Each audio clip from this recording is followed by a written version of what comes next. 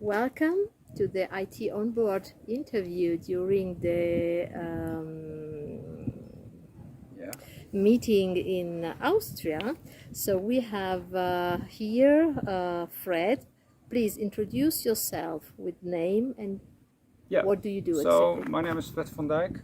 I'm a software developer, consultant, system administrator, offer generic advice to our customers. I work for a small software company called Zest. We're situated in Rotterdam, the Netherlands, and we specialize in content management systems and developing web apps in Python with Django and Clone. Thank you.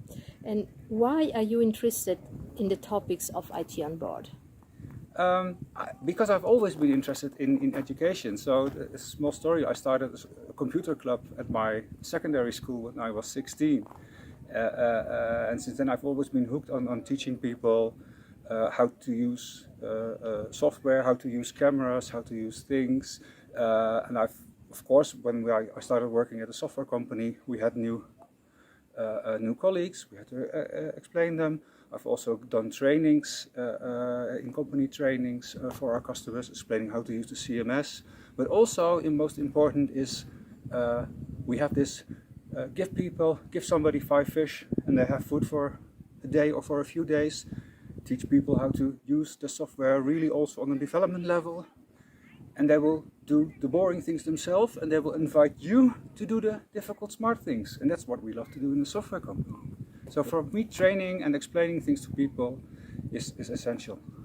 And IT on board is just not a new phase for that. Great, thank you. We have another question. Could you share one experience, how you tell young people what an IT job is about? Yeah, so what I've Your learned daily. Yeah, daily. What do you So do daily? you have to, of course, you have to realize that if you're in an IT job, you will have to sit in front of a screen and type a lot during the day or evening or morning. You'll have to be able to concentrate yourself for longer times. You have to be able to concentrate yourself and not get distracted. But on the other hand, an IT job is not sitting in front of a monitor 40 hours a week. IT is so diverse. We've also discussed this now these days here at the Alm in Austria. Most of the time now their software is always a software IT component with something domain specific. You develop software for doctors to manage their patient records. You develop a website for a specific company in a certain branch. So it's always bioinformatics. Data science is very interesting, but it's also about the data and the applied results. So if you nowadays, I mean, for 25 years ago, when I was able to study computer science, it was still computer science itself. But nowadays, computer science and IT and applied in the computer science is always a combination, and you don't need to do full IT all week. You can choose and mix subjects and really blend and create your own future. So that's for me, for young people. Don't focus on only it's computers, or of course there's the hardcore technology still. There's still theoretical computer science, but I think now 80 or 90% nowadays, if you want to do something in IT, it's always IT with 1 or 2 or 3 other passions. But that's my advice. Don't. It's not too narrow. You can blend a lot of things and you can follow multiple interests nowadays by choosing a job in IT. Thank you.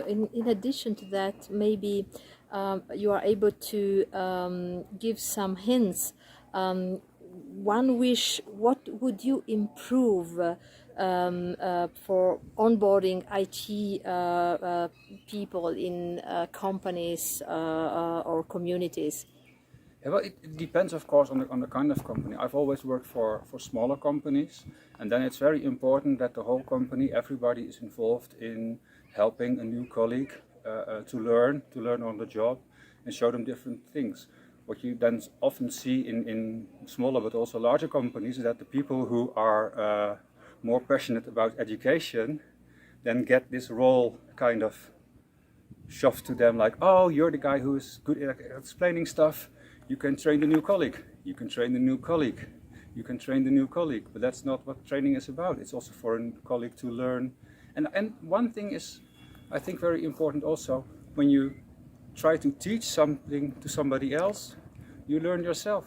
It's difficult at the beginning, but I really think with onboarding that a company should onboard a new colleague or new colleagues as a whole company with all people. That's something I would like to see in companies improve. But nowadays, often it's something like, okay, let's onboard him. You can do it the most efficient, and then after 2 or 3 weeks, he can start programming for customers. Why?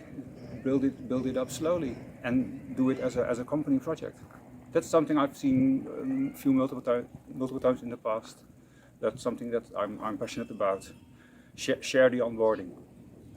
Great. One last small question for a big problem.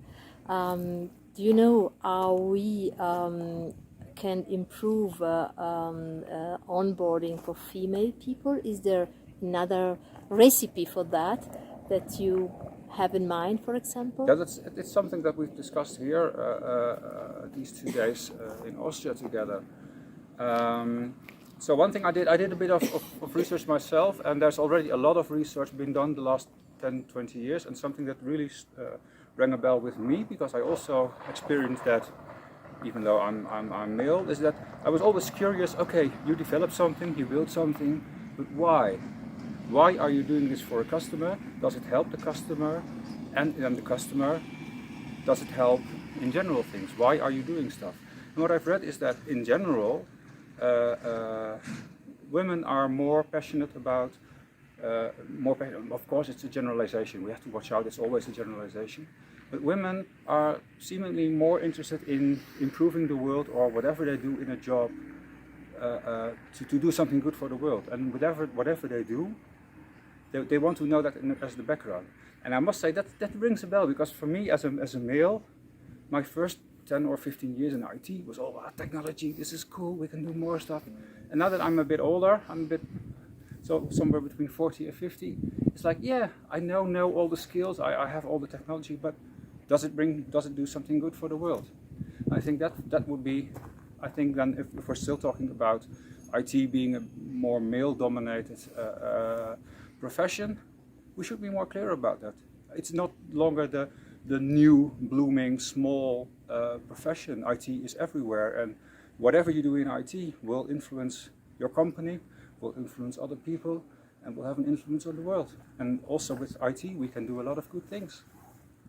And I think that would be something to more acknowledge ourselves as companies, to make these companies maybe also more welcoming for women who maybe have that grasp of and concept of improving your surroundings, improving your environment, maybe a bit earlier than males in their development.